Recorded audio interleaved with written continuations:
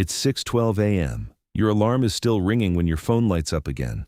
Unknown number. You almost ignore it. You never answer unknown numbers this early. It rings again, then a message appears. Payment failed. Final notice.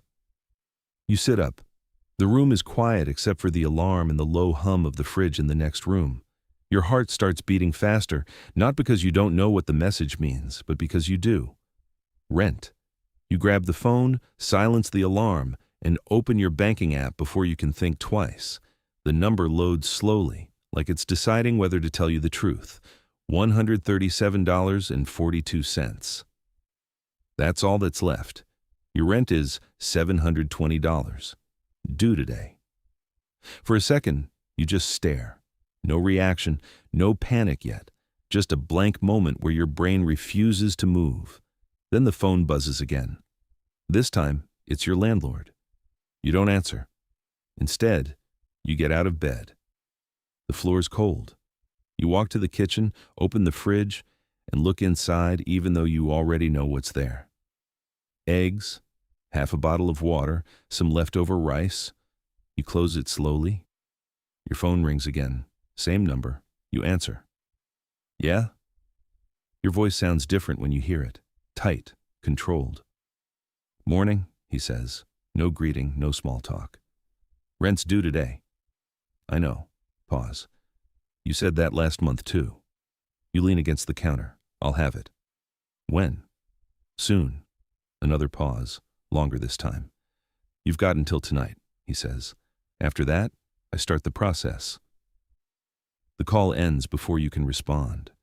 You stand there, phone still in your hand, staring at nothing. That's the moment it becomes real.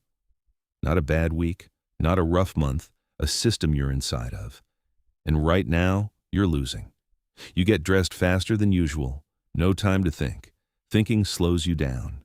You grab your keys, your wallet, check your phone again as if the balance might have changed. It hasn't. Outside, the air feels heavier than usual. The street is already moving. Cars, people, noise. Everyone looks like they're going somewhere important, like they have a plan. You walk to your car. Old, reliable, but barely. The fuel light is already on. You hesitate before getting in. You check your wallet. $18 cash. You exhale, get in, start the engine. It works. That's something. The drive to work feels shorter than usual, but also longer. Your mind keeps running numbers, rent, gas, food, phone bill, everything stacking on top of everything else. No gaps, no room to breathe. You pull into the parking lot and sit there for a second before getting out. Work doesn't feel like work anymore. It feels like a checkpoint. You clock in. Smile at people you don't want to talk to. Nod when someone asks how you're doing. Good, you say automatically. You're not. The hours move, but not fast enough. Every minute feels tied to money. Every task feels like it should matter more than it does. You check your phone during breaks. No messages, no miracles.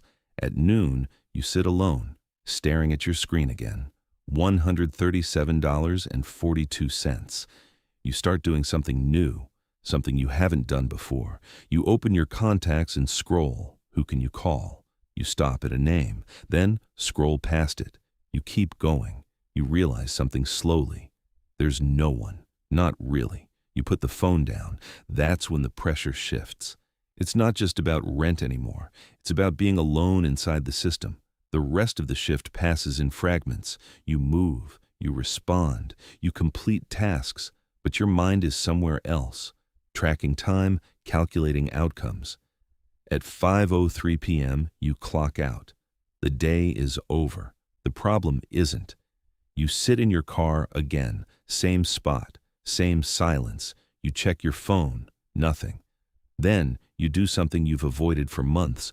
You open a rideshare app, you sign up, you upload your license, your car details, your insurance. It asks questions. You answer all of them without hesitation. Submit. A message appears. You're approved. That's it. No ceremony, no delay, just access. You go online immediately. The first ride comes in within 2 minutes. You accept. You don't think about it. You don't evaluate. You just move. Pick up, drop off, repeat. At first, it feels simple. Almost easy. You follow directions, you drive, you get paid. Small amounts, $6, $9, $12. It adds up slowly. But something changes as the night goes on. You start noticing patterns, busy areas, surge pricing, short rides versus long rides. You stop driving randomly. You start positioning. You move toward demand. Your decisions start affecting outcomes. More rides, better fares, less waiting. By 10:47 p.m., you check your earnings. $96. It's not enough, not even close. But it's movement. You keep going. Midnight passes, then 1 a.m. You're tired, but you don't stop. Because stopping doesn't solve anything. At 2:18 a.m., you park outside your building. You check the total. $142, you add it mentally, $137.42 plus $142 equals $279.42. Still short. Way short. You sit there, hands on the wheel, engine off. The system doesn't care how hard you worked. It only cares about numbers. You go inside, your phone buzzes, a message from your landlord. You don't reply. You go to sleep without setting an alarm. The next morning feels different. Not better, just clearer. You wake up and check your phone immediately. No new money, no change. But something inside you has shifted. You're not confused anymore. You see it now. This isn't about one payment. It's about flow. Money coming in, money going out. And right now, your outflow is stronger than your inflow. You get up. Same routine, same fridge, same empty feeling. But now there's a decision. You can keep reacting or you can start playing differently. You go back online. More rides. But this time you track everything. Time, location, earnings. You start rejecting low-value rides. You chase higher ones. You learn faster. By the third day you're making more per hour. Not because you're working harder. Because you're choosing better. That's when it hits you. Effort wasn't the problem. Positioning was. A week passes, you're still behind. But you're not blind anymore. You start cutting expenses, small ones first, then bigger ones, subscriptions, food, gas usage. Every dollar becomes visible. Nothing is small anymore. You track everything. You see leaks you didn't notice before, money disappearing in places that felt normal. Now they don't. 2 weeks in, you make your first full rent payment, late, but complete. Your landlord doesn't say much, just nods when you hand it over. But you feel something different, not relief, control, small, fragile, but real. You keep going. Days blur together, work, driving, tracking, adjusting. You're tired more often, but sharper too. You start thinking in systems, income streams, time allocation, opportunity cost. Words that meant nothing before now shape your decisions. You stop taking certain shifts. You replace them with better ones. You experiment.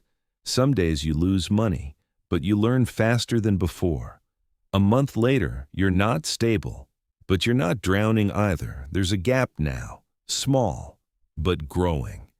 And you understand something most people around you don't. This isn't about escaping struggle. It's about understanding the rules. One night, you sit in your car again. Same position as before. But everything feels different. You check your balance. $612, not a lot. But it's yours. Built intentionally. You lean back and look at the street. People are still moving. Same as before. But now you see it differently. Some are reacting, some are playing. Your phone buzzes again, another ride request. You accept it. Because the game isn't over, it never is. And now you finally know you're in it.